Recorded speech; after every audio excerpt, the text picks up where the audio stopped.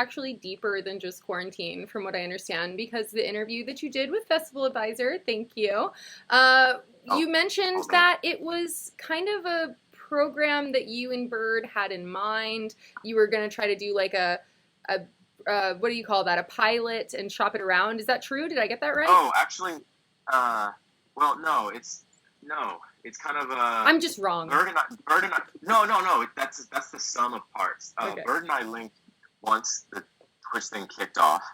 Yeah, how did you guys meet in the first place? We've known each other just through the DJ industry for a long time. You know, like you meet people and you see them in person or you whatever, and you realize, oh, yes, you make me laugh. I love what you do. You're a wonderful human. I want you around. Yeah. And so he and I have known each other for a long, long time. But it wasn't until all the quarantine stuff where we all had a lot of time on our hands and really needed some creative outlets, and we just realized, like, oh, look, we have a common goal here. Let's do this. So that's where that came from. But the original, sort of the original blueprint for some of the Twitch stuff was actually I was shooting a month before everything got shot to shit. I was planning on flying up to New York and crewing up with some writer and director friends of mine to shoot a DJ stand-up comedy set.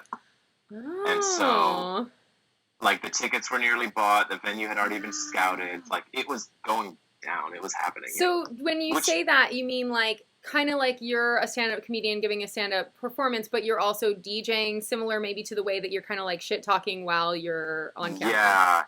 Yeah. It was like what we're doing on Twitch, but like boiled down to a very, very tight 5, 10, 15 type of thing. It's like a routine. It was constant. Yeah, it was constant DJing and like DJ tricks, but it was paired with a lot of mic work. Oh. And it was going to be really hard to pull off, but I was going to do it. It was going to happen for sure. And as the day was approaching, I was just getting more and more worried. Like, are these going to land? Is any of this stuff in my mind going to actually be funny? And then everything got shut down, so I went out the window. And then when Kurt called about the first, that 420 Fest, it was like, well, I can just take bits and pieces from the plan, and I'll just sprinkle them in there. And then the Brownies and Lemonade one came, and I pulled a few more pieces, and I sprinkled those in there. And then it was like, oh, wait a minute, I can just extend this and put it on Twitch. Yeah, I love this. Wait, but maybe there's still an opportunity for you to kind of do something like this. I mean, the Twitch is wildly popular from my standpoint, and maybe you can kind of bring some of this inanity into what you do when things open. I don't know. Yeah, for sure. There's Bird and I talk a lot about turning it into a live show, for sure. So that'll definitely happen. We also talk about pitching it to like network stuff. Yeah, it's so fun. It's so good. Yeah, it's like, but it's all.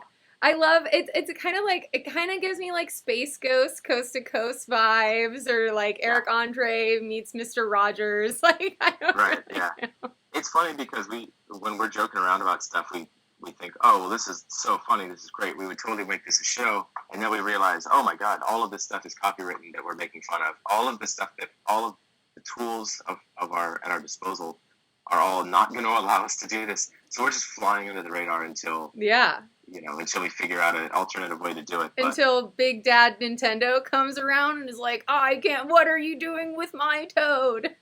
Yeah, until Papa Bezos wants to come, like, protect us or something. Like, please. Come on, Beez. Come on, Beezy.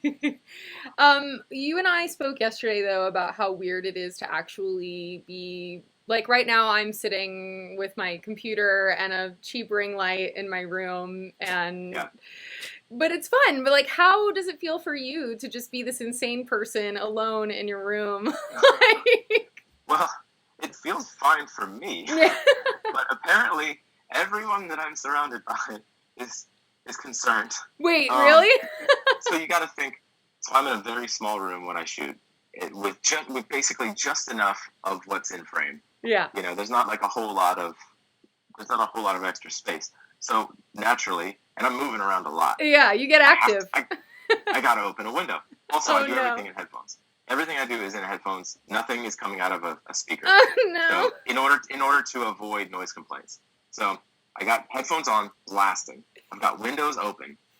And here I am, just cackling yelling about beans and and screaming about Toad and Master Mountain and all this stuff.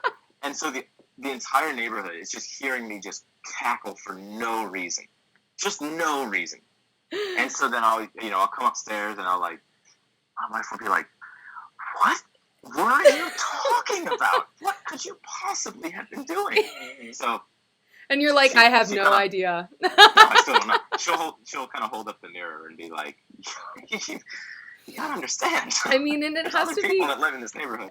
And talk about, like, I know that it's always been weird for traveling DJs to, like, do the show and then go back to their hotel room and just be like, all right, and then the quiet sets in. And I can only imagine, like, after a rush of 4 hours of straight insanity, chatting to, like, 1,000 people about dumb shit.